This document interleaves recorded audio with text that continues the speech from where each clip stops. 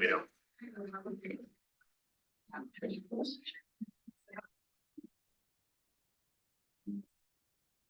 Thank you. Hi, everybody.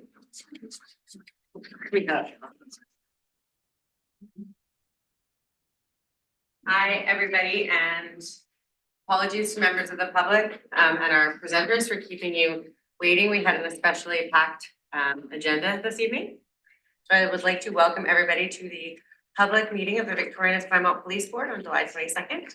And I would like to start the evening with our territorial acknowledgement and thank Sergeant McLean for doing that. Thank you for having me. We would like to acknowledge and respect the Lekwungen peoples on whose traditional territory that we live, work, the Songhees and Esquimalt nations whose historical relationships with the land continues to this day. Thank you very much. So now I'm going to turn it right back over to you guys to talk about restorative justice. Everybody, I would love to introduce our friends from Restorative Justice, Ms. Jillian Lindquist and Tyler Redsky, and they are here to present on restorative justice. Victoria, so everybody, we will turn it over. Thank you very much. Thank you. Thank you so much for having us. We've prepared a PowerPoint, and I think there were some materials that you would have received a report. Okay, great. So we'll be talking about those today. Yeah, I'll just, by way of context, I have been with the organization for many years. I'm now stepping out of the director role. I know a couple of years ago I was here saying this is my last police board presentation, and I feel a bit embarrassed that I'm still here. But that's just how life goes, and really grateful to be here with our new executive director, Tyler, who will be taking the helm, has been with us for about 6 months already, but I will be stepping out of all director duties in a couple of months. So this is a little bit of a passover as well to our new executive director, Tyler. We can go over to the next slide. Oh, I have the abilities. Okay. Oh, there we go. Okay. So for anybody who is not really familiar with our organization, or just by way of reminder, I'll tell you a little bit about who we are. So Restorative Justice Victoria is a not-for-profit society and charity. We've been around since the early 2000s. We started out with a pilot with Vic PD in 2005 to 2006, which was the beginning of our lovely and long now relationship.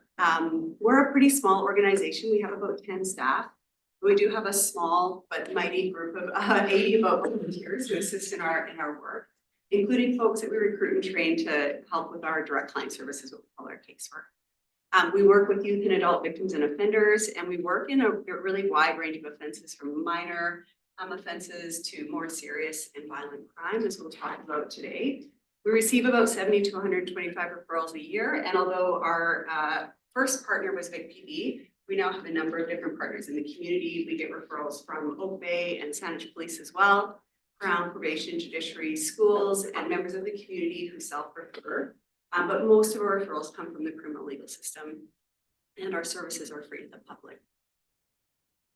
Okay, so in terms of, we're going to talk about the last 2 years, well, 2023 and 2024. And the reason for that is because things didn't go quite as planned last year. I actually didn't make it down here for our annual police board presentation. So we're going to talk about 2 years here.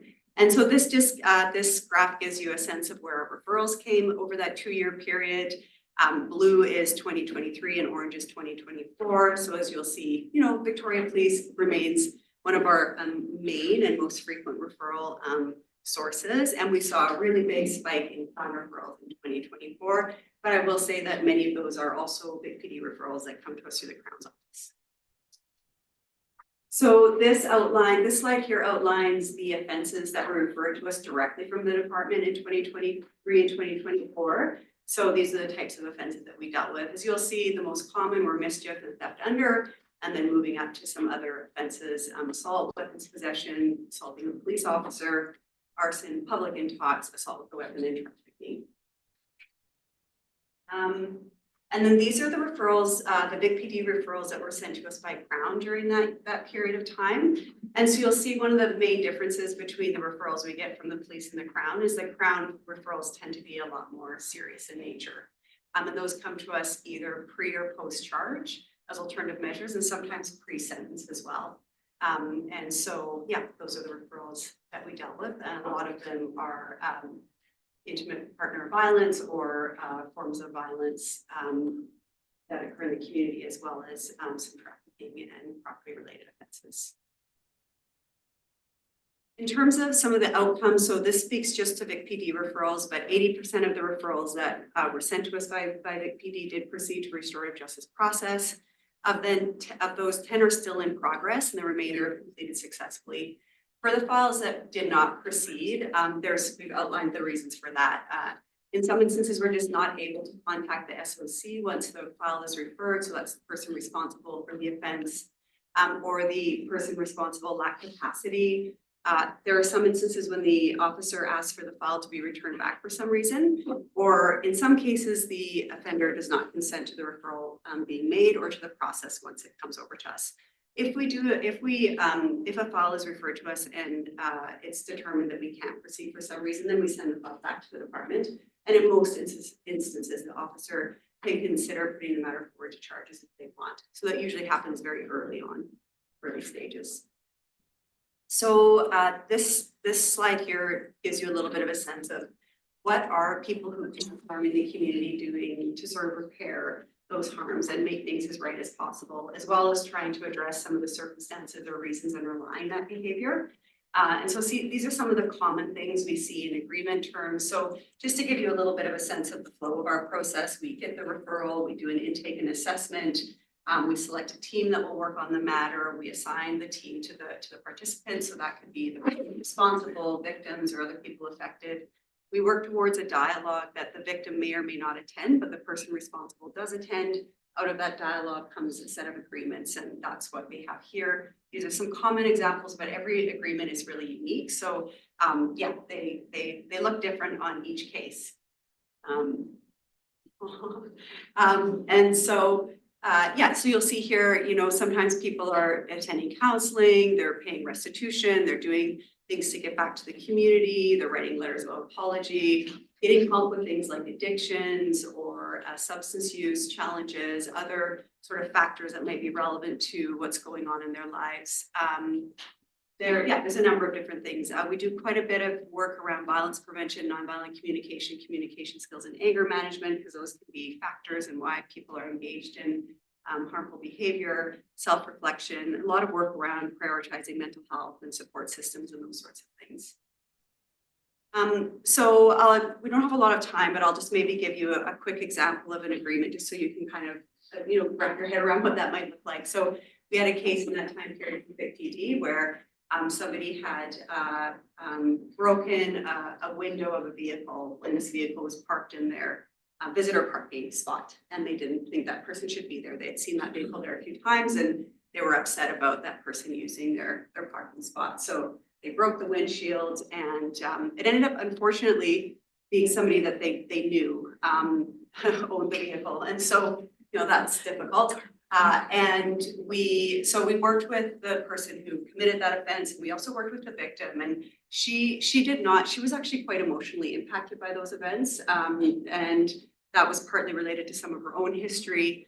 It had caused her to be quite hypervigilant and was struggling in some ways. And he was struggling to really understand why it was a big deal, to have done something like that. It's not just an inconvenience when you experience a harm of that nature. So we ended up going through the process. She chose not to meet with him, but we did do some indirect communication between them. And ultimately what the agreement was in the end was that he would pay restitution for the repairs to her vehicle as well as the cost of the tow. He wrote letters of apology to her at her request, and also a shared friend that they knew who was also impacted by what happened. And he did some anger management work because this was not the first time that he had in a moment of intense feelings had sort of lashed out and done some property damage. So we really wanted to sort of get to the root of that and see if we could interrupt that, create a bit more space between the stimuli and a reaction essentially. And so that just gives you a sense of an agreement. Of course, there's so many, and I could tell you many stories, but that might give you an idea of what it looks like. Okay. So in terms of feedback, we do evaluation in our process. So we get feedback from victims and offenders and support people who go through the process. And so just giving you a little bit of a sense here what people are saying. So in terms of victims, when we asked, would you recommend restorative justice to somebody else? 86 said yes, 14 said maybe, and nobody said no. And over 70% reported feeling very satisfied with their experience of restorative justice. The rest were satisfied, by the way. There was nobody that said they weren't satisfied, but 70% said very. And then here's just some quotes. I'll give you a second to read them. Sometimes statistics are, they don't read much life into the experience, the numbers.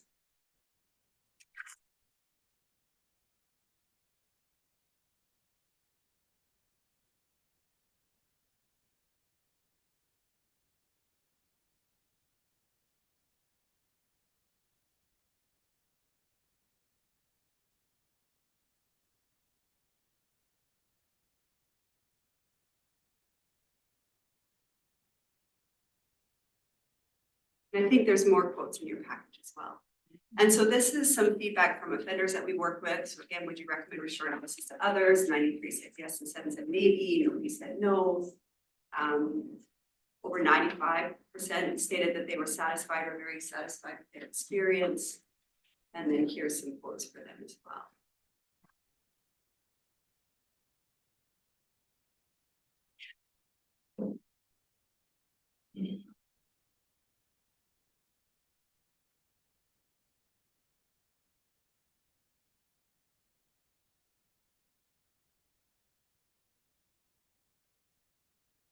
Okay, so I'm gonna now pass it over to Tyler to introduce themselves a little bit and to get to know them a little bit, and also for Tyler to talk about some of our new and upcoming initiatives at Restorative Justice.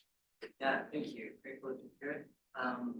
So one of the things that we're really excited about at Restorative Justice is that we've been granted an exemption.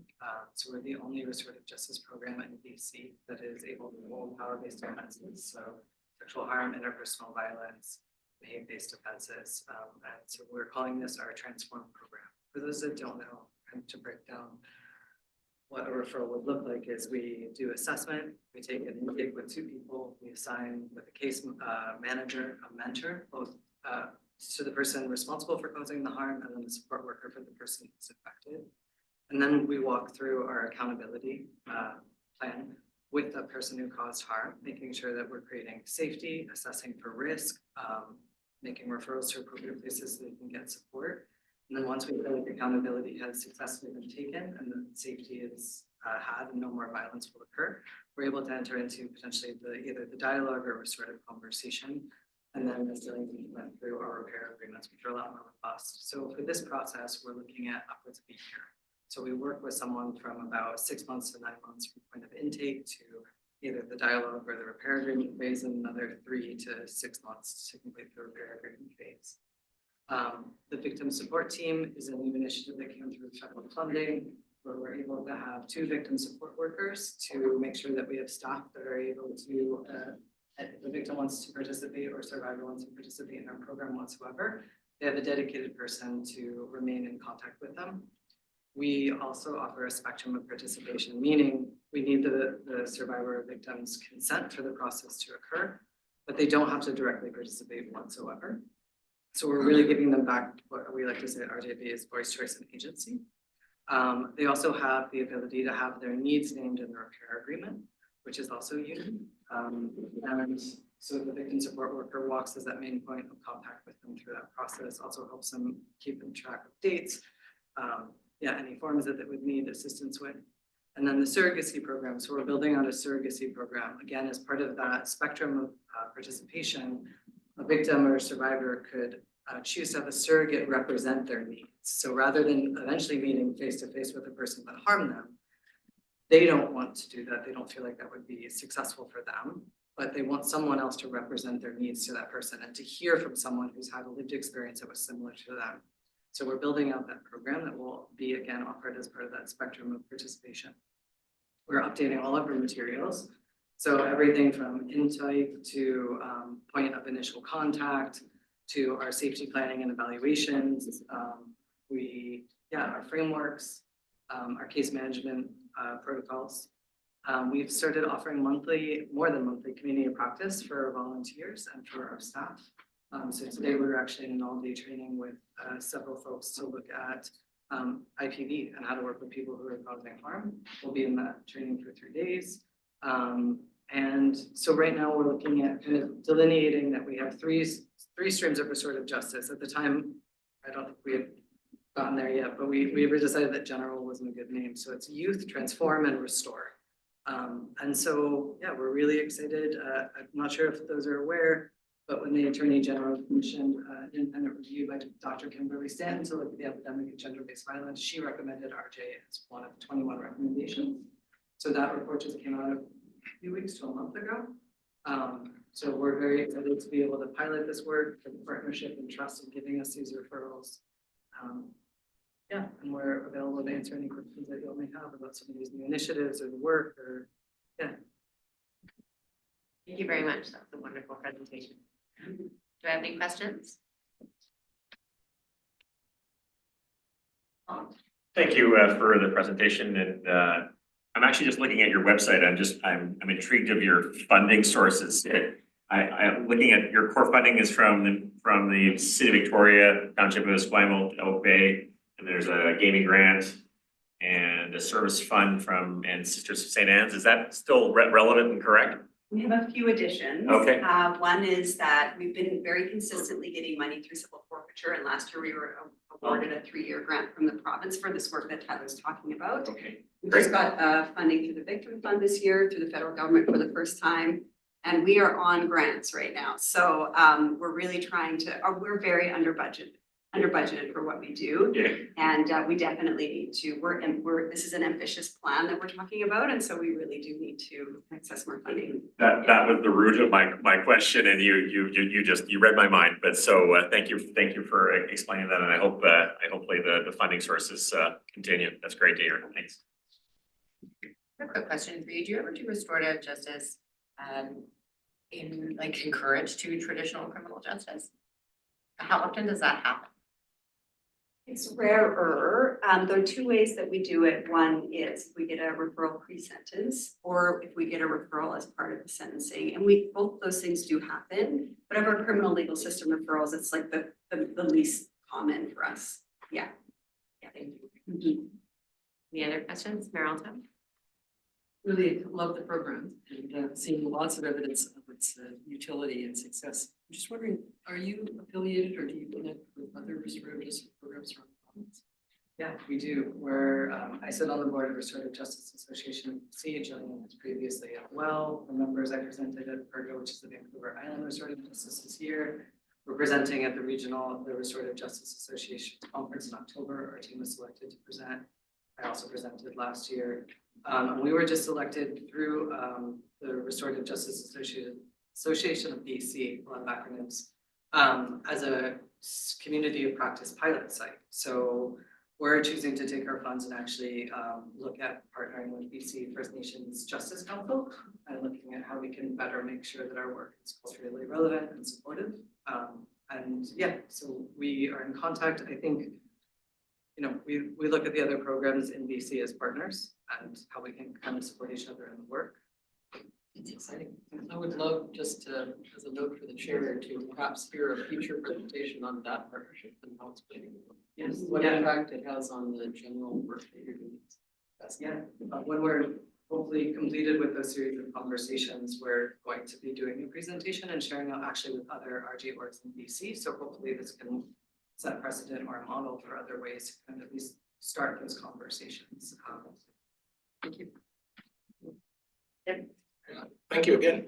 There was a slide that showed a spike, I think in 2024 from what led to that and what would you attribute to that spike? I'm guessing, because Crown would better know what that was, but there were a couple of Crown prosecutors in last year who seemed to send everything they could to us. And so this is one of the realities of, you know, we have partnerships, but we work with people, right? And it's the same thing with Big PD. You know, you get a couple members that really believe in this approach, and they send a lot of cases. So Graham Merrick from the Crown office, I think, is why we had that really big spike. And it also is related to this program that we're just talking about, which is that one of the when we talked to Crown, one of their big challenges is what do we do with violence in families and in relationships? So the criminal justice system is a lose-lose endeavor in a lot of instances. And so they're looking to see how we might play a role in responding to those. And really that's started to take some momentum. And so a lot of this fight was really sexualized violence and intimate partner violence cases that were referred to us last year. I'll also just add that we recently got a call because a judge in Kelowna had heard of our work and had transferred over there also. So I think too, just from the years of dedicated work and foundation that had been built, and then people move and that work spreads. So we do primarily work here, but we do take cases in other parts of this province because we're the only one doing this work and because of the reputation. And I think also to honor the work in the foundation Jillian did, we have a victim-centered approach. And we have mentors that work both with the responsible party and the survivor or victim. A lot of our G programs don't have that capacity yet because of funding, but we put in a lot of time. I just recently completed work with responsible party where he was at the time of writing the apology letter, which wasn't even the last meeting. He was at over 24 meetings of multiple hour meetings with our staff, not even counting the tape or the dialogue. So it's just an incredible amount of work that we spend with folks to really assess safety and to give skills and to make sure that harm won't happen again. Perfect, thanks. Jillian, we go back years, many years. I just wanted to thank you for your leadership in Restorative Justice Victoria. As you know, there's been peaks and valleys, as there is many times, and our board member brought up some of the funding challenges in the past that you've had to kind of navigate through, COVID, all of the things. But you've been amazing as you see the PD continues to be a strong partner. I see in your report you acknowledged the 10 years plus work with Sergeant John Millard, who, as you know, has since retired. And I just wanted to recognize the bottom of page 2, it says Sheldon McLean, Sergeant Sheldon McLean, you're being referred to as somebody with warmth and enthusiasm. So you've got some big shoes to fill there. But you've been amazing. And I know you take your job extremely seriously. You've got many portfolios and hats that you're wearing in the role that you occupy. Restorative Justice Victoria is one of them. And I know that you're deeply committed to making sure that our officers continue to make those referrals and recognize the importance of this program. So thank you for the work you do. And Jillian, thanks for everything that you do. And Tyler, nice meeting you. Sorry to see you on the way out. Nice to meet you. And I just want to take this opportunity now. I get to respond, right? This is a lovely moment, and yeah, just wanted to thank you, Del, for the many years that you've championed this program, and you believed in it even for a long time. I have memories of getting together at social events and talking about it and chatting about how we can get this program up and running. And whenever I came to you with an idea, you were always gung ho and into it, even if it was a bit quirky and out there and nobody else was doing it.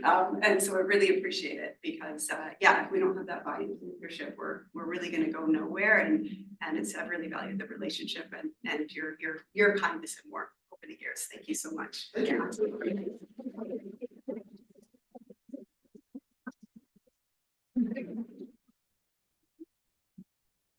Take care. Enjoy your retirement. I hope you're doing fun things. Thank you. Thank you very much for joining us, and we really appreciate your time working.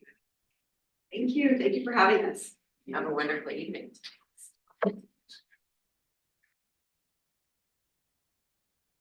Let's keep going here. I'm gonna look for any declarations of conflict of interest. Seeing that, I will move on to adoption of the agenda for July 22nd, 2025. And I know we've got an amendment to add Q2 financial report under new business. Right, have a motion for that, Tim, seconded by Ollie. All those in favor? Oh, sorry. Additional amendments to add the records check for police that we. Record checks for counts for city council. Yeah, got it.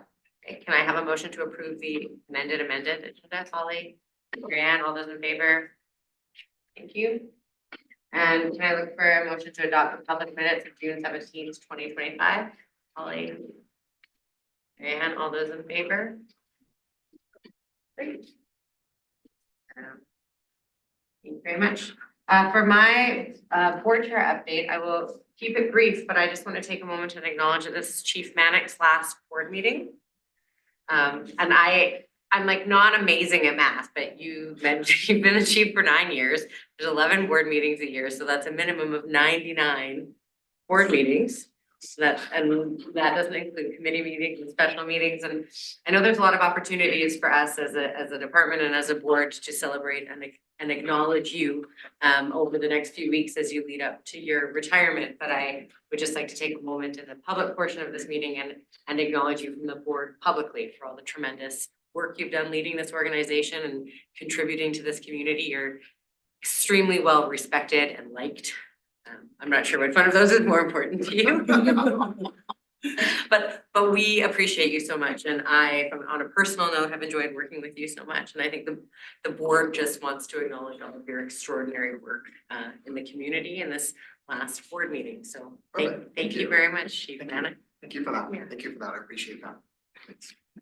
I don't have any further board updates, so we will move on to committees update. Get down here. And I'll give it to you. Paul, the governance committee. Okay, perfect. Thank you, Chair. I will move that the governance committee recommend to the board that the board requests municipalities to complete a police information check before municipalities nominate a member to join the police force. The seconder, Holly, would you like to speak to this? Yeah, we started kind of just through the chief and through his staff and looking at just good governance and obviously for security reasons. The board, the majority of the board are appointed through the provincial government through an order in council and OIC. And when that process happens, when the board, when the government looks for applicants to join police boards, and I think this applies to all boards, part of that process is a police records check. The government just recently changed some of the composition, and the city of Victoria and the township of Victoria, while they have their mayor or their council representatives come to the table in the past, they also have a representative. Previously, that person went through an OIC as well. That's no longer the case, and so what's happened here is we have a situation where the majority of the board we're sitting here who have access to this building, who have access to private information as part of our board package, have had a records check. However, the representatives from the city and the township and their nominees of those others will not have a process of getting a records check. And so what the governance committee is saying is before the Victorian and the Esquimalt does their process, when they do their advertising, we just make sure that they run those people through the police record check system so that we're all treated the same, and obviously for security reasons and for confidentiality reasons and freedom of information and those types of issues, everybody is compliant. And so that's the spirit of the motion. Thank you very much. Any further questions? Carlton? Yeah, I do support this. Just a really nominal question. It's not a very large cost to do this, but I presume that the expectation would be that both the township and the city would absorb the costs of that. We had talked about that, generally, I think that's something that, I guess we could, through the chief, I'll pass this over to the chief. I don't know what the exact cost is, but I would assume as the chair of the governance committee that if the city of Victoria is putting forward people, that they would run it through and absorb those costs. That would be kind of my position, but I don't know if the chief has any further comments on that. When police information checks are completed within the municipality of where somebody resides, so I would imagine if it's going to be a municipal appointee, they're going to be a city of Victoria residents, which by default means Vic PD. would be doing the information check. So we could work out a system of what that looks like. Happy to do that. I think the key important part is, as you are well aware, is we've identified a gap here. And I know that through you, Chair, you were talking about bringing this provincially, because if it's happening here, is it happening with other police boards across the province? To kind of close the loop Yeah. on how that information checks gets completed for municipal appointees. Just one follow-up, thank you for that. I know that the chair will do that. Do we have any reservations at all that the province will have any opinion on this that's different from what the board is about to do?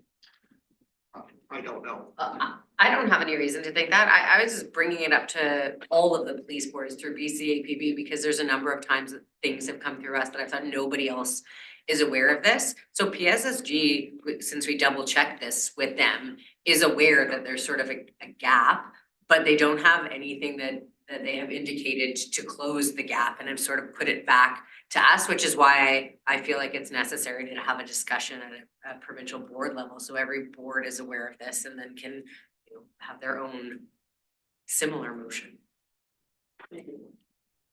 So with no other discussion, I'll call all those in favor. Okay, carries. And I'm gonna hand it over to you, Tim, Human Resources update, thank you. I don't think I have any updates, Chair. Well, in the package, we'll just publicly acknowledge the promotion of. Or am I in the old meeting? Sorry, it is mine, my apologies, I was looking at the previous one, yes. For this, I'd like to acknowledge again the promotion of Inspector Bill Gubbins has been awarded the position, and that there will be some movement in the inspector assignments in the coming weeks. Again, congratulations. Congratulations.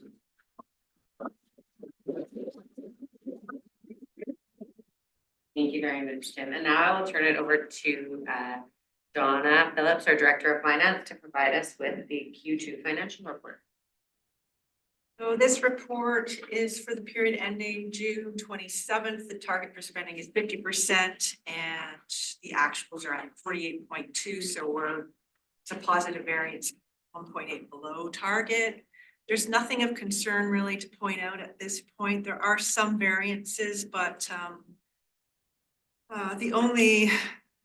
they're all explainable and not highly material, other than the Community Services Division one.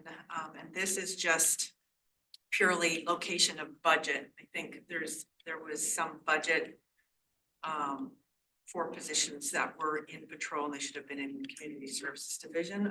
I need to tie this down a little bit more, so I'll probably bring it back to the next reports. I have more of a definitive explanation, or it may just resolve itself, but I have flagged that one. And there's nothing really of any concern otherwise, other than, you know, we know that uniforms and protective clothing are trending over, as I explained in the budget presentation. Yeah, I think that's everything else looks not too bad. Overtime is within range. Great. Yeah. Thank you very much. Any questions on the Q2 report? Right. So I will move on to item F, board member engagement update. Is there anything that any members of the board would like to share with the public that they've done this month? No.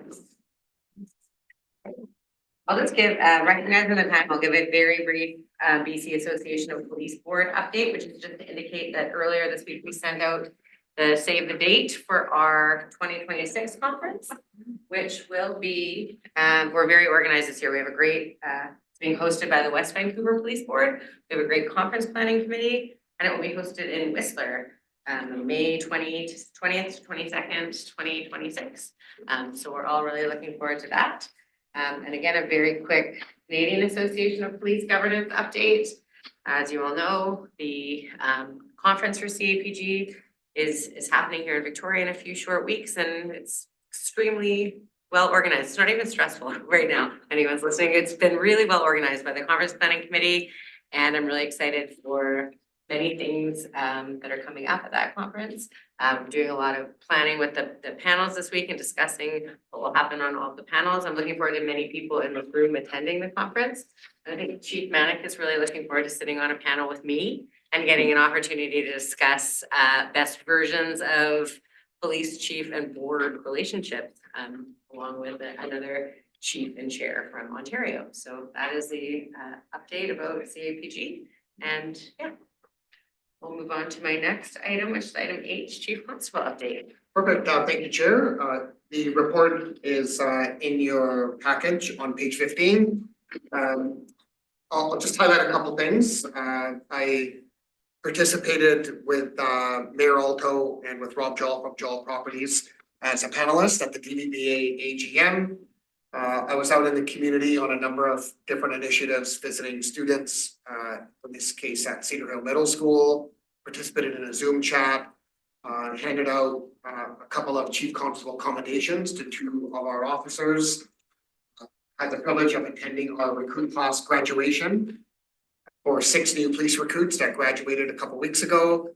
And the first ever junior police camp was held. So this is for kids aged 10 to 14, and it was held at St. Margaret's in Saanich. I had a chance to attend the camp, engage with the kids, and then went back on Friday. It's just a week-long camp, and it's a day camp, and run by Kim Bassey and supported by their Greater Victoria Police Foundation. Very well attended, 28 students, and had a really small presentation of certificates to the students on the Friday after the week-long camp, and really positive results. And I think that the foundation will probably look at continuing a week-long camp for this age group of kids moving forward. What was really touching was that we had about 6 of the police camp graduates who are grade 11 and 12 students who went to camp earlier this year come back as mentors to help the junior police camp. So that was kind of nice to see that kids were wanting to help other kids and having a similar experience from their positive experience earlier in the year. That's my update. Oh, sorry. I'll ask Deputy McRae and then Deputy Chief Michael Brown if they have any updates from their side. I just have a couple quick things for the board, because I haven't had a chance to speak to you and let you know, we did do a bit of a public notification of this, but we have been granted $248,000 from the province through their CSTEP program, which is the Community Safety and Targeted Enforcement Program. This money is dedicated for was a grant request that we put in. We put in the request for a higher level of visibility and presence in the downtown area, as well as high traffic areas, primarily around tourism, as well as business owners and small businesses, as well as large businesses in Victoria, as well as Esquimalt. We thought we had our application in first, turns out we were third, but we were first to get it granted. This will allow us to deploy on beat and bikes, 5 officers, either 3 or 4 days a week, additionally, just to be that presence and to provide that assistance for several months. So that'll take us through till about mid-September. The City of Victoria has also provided us with an additional funding amount of $220,000, which will allow us for the downtown portion of this project to continue on and should get us to about the beginning of January, which is great news. And we appreciate the City of Victoria as well as the province's funding of what turns out to be just shy of $500,000 for us to be able to have that increased presence. And it's already started and it's been highly successful. Lots of extremely positive feedback from all the people that our officers are interacting with. And just 2 other quick highlights. One is just talking about some of the major events that we've been having primarily downtown in the last several weeks. These are highly successful events, including this past weekend, the Moss Street Paint-In, the Pacific Northwest Deuce Days, the Pride Parade, Canada Day, and of course we've got Symphony Splash coming up, and these are just a snippet of some of the events that we are policing and providing public safety for.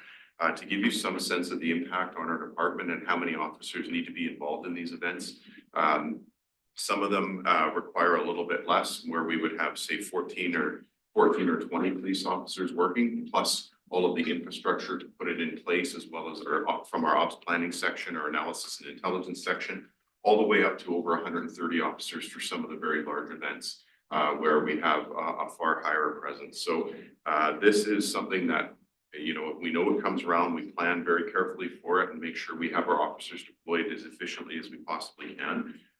We love these events, we love having them, but they do have an impact, and they certainly are something I will say though, almost always our officers look forward to working, because most of them are very positive and good interactions with the public, while we still are maintaining the key public safety aspects to it. And then finally, as Chair Hayes noted, the Canadian Association of Police Governance conference is coming up here in Victoria in August, and Chair Hayes has been working with her team very carefully and hard on preparing for that. Right before that event is the Canadian Association of Chiefs of Police Conference, also in August. And I just want to acknowledge the organizing committee here with PD that I chair, but there's many people that are sitting around the table now who put in a ton of work to make sure this will be a successful conference for what would be about 450 delegates from across Canada, as well as some from the United States. So looking forward to hosting that event, and it'll be Chief Bannock's last CCP event, and I know they'll be well acknowledged there, but the syllabus looks excellent, and I'm quite looking forward to that. Can I just ask you a quick question? Do we do anything differently at Big PD, or has there been any thoughts about anything after the Lapu Lapu Festival, when we're planning for public order at community celebratory events? So yes, so there's a couple of things I'll touch on here. Vehicle-borne attacks is something that we have been concerned with for many years. You would have noticed over the course of the last 15 years, we have changed our posture at those large events. Canada Day, for example, for many years now, we've been putting in vehicle blockers to help mitigate the risk, or not eliminating the risk, but mitigating the risk. We're using our analysis and intelligence section constantly to make sure that they're reviewing and preparing. And so following Lapu Lapu, this is something that is already on our radar and we're prepared for. Deputy Chief Brown, who at the time was overseeing the ops planning section as part of his portfolio as the officer in charge of the Esquimalt division, actually tasked the ops planning section to review every single major event coming, and with an eye to, is there changes that need to be made, or are we doing everything we can to help mitigate the risk? You would have seen in this most recent Canada Day event, not only did we have vehicle blockers in place, but the city of Victoria was able to actually provide us with the cement barriers, which were very, very helpful, and actually, I think, provide, quite frankly, a better look than having buses crossing the road and trucks crossing the road, but yet still being able to provide us with that security and safety that we need to help mitigate vehicle-borne attacks. And then we also, even for things like the Moss Street paint-in this weekend, very positive event. I was there as a guest, lots and lots of people. But if you were there, you would have noticed there was vehicle blockers, like our police cars, strategically blocking places to try and mitigate the risk and mitigate the opportunity for somebody to be able to get a vehicle in there. So yes, it has, but it's not like it was completely unheard of to us, because this is something that we have been preparing for and planning for a while. I appreciate that. Oh, Paul, go ahead. Just Chief, I'm conscious of the time, but we haven't had any, I'm wondering if there's any update on the school police liaison programs at SB 61 and how we're working with the official trustee, Sherry Bell. I'm assuming it's good, but is there any recent update of how the cooperation is working between the two organizations? Sure. Thanks for your question. There is an update, and I'll ask for Deputy Chief Brown to provide that. Deputy. Thanks, Chief. The implementation committee has concluded its work. We do have a safety plan for SD 61 that's now in place. From a VIC-PD perspective, we were actually able to second our first returning SPLO, Constable Gord McKee, who was recently assigned to this program. Gord was seconded as an SPLO for the month of June. And the primary purpose of that was to rekindle relationships. Although Gord has many relationships already in place as a result of his missed work. So very successful month for Gord in June. He's now back in patrol for July and August, just to make sure his shift isn't running too short. and he's ready for a September start back in schools. And Constable Stacy Fuller is also going to be assisting on the SPLO front in Esquimalt. That's great news, and I want to thank everybody, and I have to thank I have to assume Ms. Sherry Bell, the official trustee there, who clearly is doing a good job getting this back on this important program back on track. It's great. I'd also like to acknowledge the work of Kevin Godden, who was the special advisor that was put in place to help coordinate the safety plan and its implementation. Great individual to work with. I couldn't say enough good things about. Good. Thanks again. Appreciate it. Thank you for that. Is there another update that you have on anything else? Thanks, Chief. Okay, good. That's the chief's update. Thanks, Chair. And now let's move on to item I for the equity, diversity, and inclusion and engagement update. Yeah, sure. Again, there's 4 events that I attended. They're in your package, again, on page 15. Met with the Muslim community leaders here. Also attended Africa Fest. Myself and a number of members of PD participated in the Pride Parade. And also I attended a kids camp at the Sikh temple. That's the update for you. Thank you very much. So moving on to new business, I'm gonna pass it over to you, Holly, for the discussion of invitation to social functions from police board to mayors and council. I'm leaving in 1 minute. Would you like to move this to a future meeting or? I think we can defer this to the September meeting, and that would be nice to have additional board members at that time. Yeah, I think that's Take fine. note of that. Thank you very much. So I'll just pass it to you, Mayor Alto. I know you're gonna give a very brief update. Very brief. I will, just very briefly. As most folks will know who are watching, and certainly those who are in the room, about a month ago, the city released its very long 18-month process that resulted in an operations plan, essentially, a community safety and wellbeing operations plan. The chief was very present from the beginning right through to the end as a member of the community leaders panel who were the guides to this. It is an extensive plan that has 99 recommendations, 50 of which are coordinated by the city, the balance of which are collaborations with other organizations and orders of government. It is on the city's website. It's very long. It's about 88 pages, but the document itself is just really a snapshot of the how-to manual. There are about 1,000 pages of appendices and evidence on which it was based, all of which is accessible on the city's website at victoria.ca. Just a very high level notion of the first steps. A couple of weeks ago, I believe on the 2nd of July, the city released the first quarter of the work that will be taken in the next 6 months. And that was a commitment of over $10 million into a variety of different very immediate actions within those months, a number of which were in collaboration with the police services, with bylaw, with public works, with collaboration with a number of different agencies to provide transport and destinations to some of the folks who are housed in our community, as well as European organizations to boost their programs and operations in a more accelerated fashion. So this is very much focused on the notion that there are 2 sides to this work. There's the enforcement piece, which is maybe in one sense the easiest to understand, but also the investment upstream in the roots of some of these issues, which are a bit more complex. And we think the additional time to see sometimes of very tangible reaction. That being said, it's a multi-year plan which will involve significant changes around not just the city systems, but the systems of our partners.